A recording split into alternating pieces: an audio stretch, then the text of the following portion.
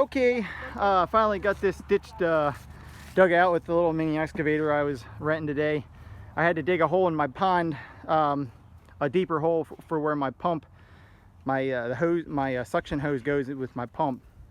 So I had that mini excavator here today, and I was going to dig this asparagus ditch here with it at the same time, because I just didn't feel like digging out a 100-foot long ditch that's 12 inches deep here. So what I'm going to do is I got a bag of rock phosphate I'm going to put on the bottom, not a whole bag. It's a 50-pound bag. I think, I didn't do the math yet, but I think about 25 pounds, maybe 30 pounds will go in this ditch on the bottom, and then I'm going to cover that with a little bit of dirt, and then I'm going to seed the asparagus plants in on top of that, so that there's plenty of phosphorus for these plants over the next number of years. Phosphorus is one of the most hindering factors on an asparagus patch because it doesn't move very well and it takes a lot of it. So it's nice to get some down in the ditch so that it's there for the next long time. So anyway, I'm gonna get this fertilizer in here in a minute.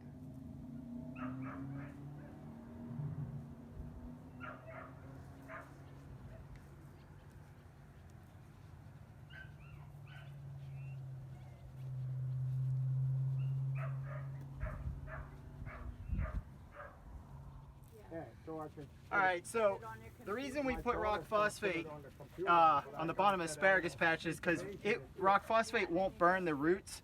A lot of the other types of phosphorus can burn the roots if you put it right in the trench with the vegetable or fruit or whatever, or asparagus in this case.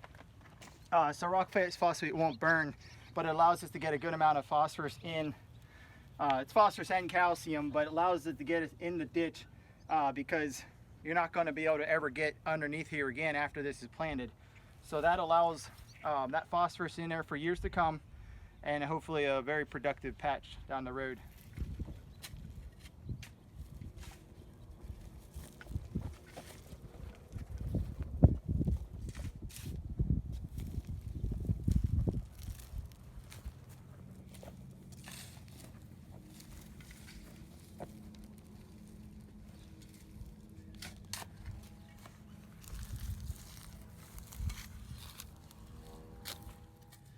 All right, here, so this is the asparagus plants. Come in packs of 25, not much to them, just the asparagus roots, I guess, the crowns.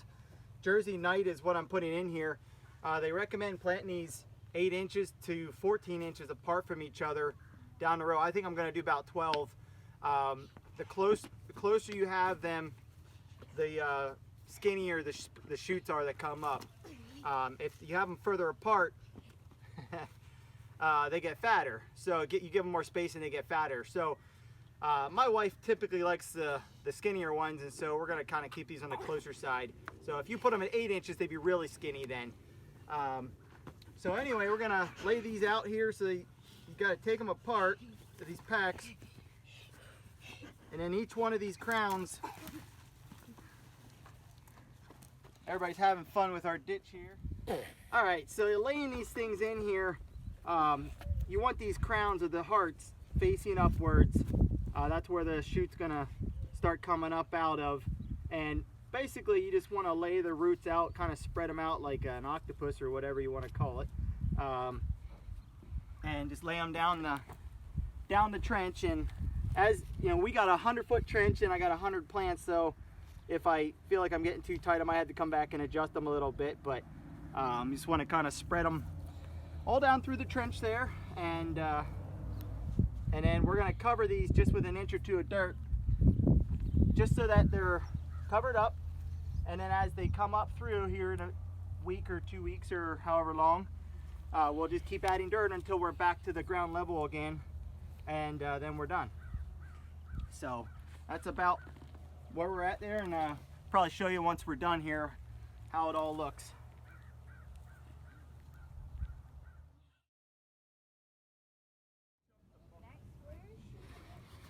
Alrighty, all the asparagus plants are laid in there, as you see, about a foot apart all the way down the row.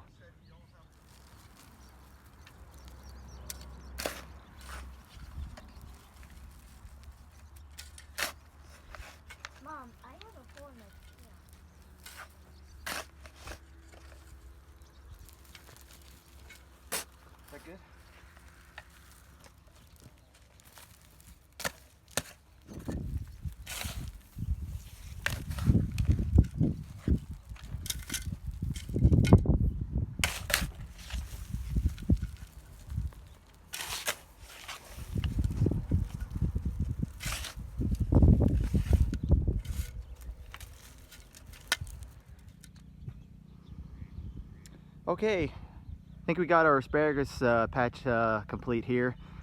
Got all the crowns covered with around 1 to 2 inches of dirt. Something just enough to cover the crowns a little bit. You definitely don't want to see any of them poking up out of there. You don't need to bury them real deep, but what we'll do then, as they start to sprout and come up, we just keep filling in dirt that you see up on the left side here. We'll just keep filling that dirt in as those crowns grow up. Eventually, here in a few weeks, we'll have this back to ground level and so forth. So we just kind of keep after it over the next few days and weeks. I'm sure I'll show you some pictures of it once they start poking up. But we did get a nice little shower last night, so that was kind of nice timing. Give a little bit of moisture in there to help them. They're kind of dormant when you stick them in. You're supposed to keep them in the cool. We had them in the fridge for a few days here before we got to planting. You don't want to freeze them, but you want to just keep them cool from, you don't want them to get the idea they need to start sprouting before they have moisture and water around them. So we stuck them in here and got a little bit of moisture. They should start out nice. This is some nice ground. To be honest with you, I think I saw 2 rocks in this whole 100-foot ditch, which is really awesome. I'm so happy with the ground we got here. Yeah, I just never would imagine that I would get this lucky to get ground like this. It's a little bit of shale, and silt loam soil is what we have here. And this field next to me here is going to be pumpkins where the rye is coming up, and then also where the greenhouses are up there. It's just such great ground for produce. We had about 2 inches, maybe 2.5 inches of rain here 2 days ago, and you can see, I mean, I was excavated right through there, no problem. We had just a light shower last night, but by this afternoon, I mean, it's just great for produce, and I'm excited to see what I can do here. But that's my asparagus patch. We got 5 children, and me and my wife, and they all like asparagus. They all like a lot of vegetables, really. It's kind of weird, but they eat broccoli and all kinds of stuff. They fight nerve at the table. It's I'm not sure if there's something wrong with them or if we did something right. I'm not sure what, but anyway, I don't know if we're gonna be able to eat all this or not.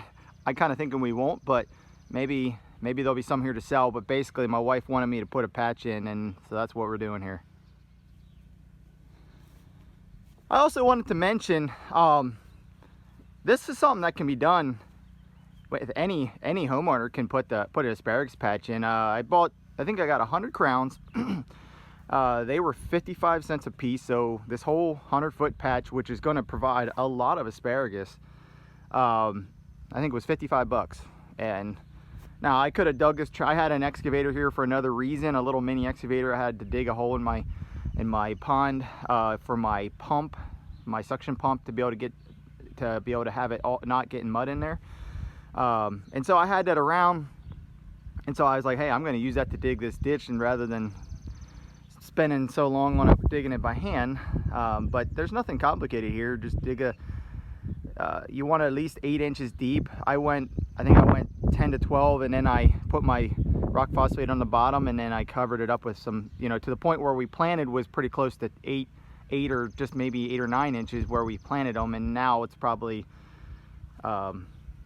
maybe 6-8 inches that I had there roughly. But anyway, this isn't complicated, and it's not that expensive, and it gives you a lot of food. So it is something that can be done by pretty much anybody that wants to.